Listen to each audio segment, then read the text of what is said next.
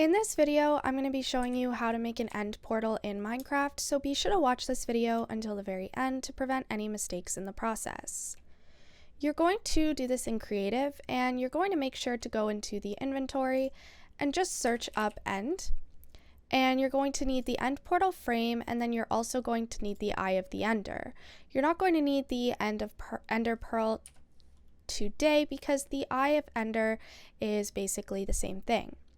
So when you place down the end portal frame, you're going to make sure that these bigger squares are on this side and the smaller squares are right here. Now you're going to move along like this, 1, 2, 3. And instead of doing a corner, you're going to do this one, but you're going to make sure that you're in front of it so that these squares are aligned like so. And you're just going to do the same thing on all of the sides, just like so.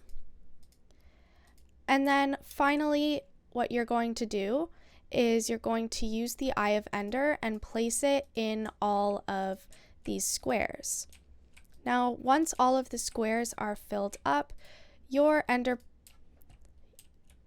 portal should be complete, as you can see. And once you actually join, you are in the end. And that's all there is to it. Be sure to leave a like, comment, and subscribe to the channel. Thanks for watching. See you in the next video.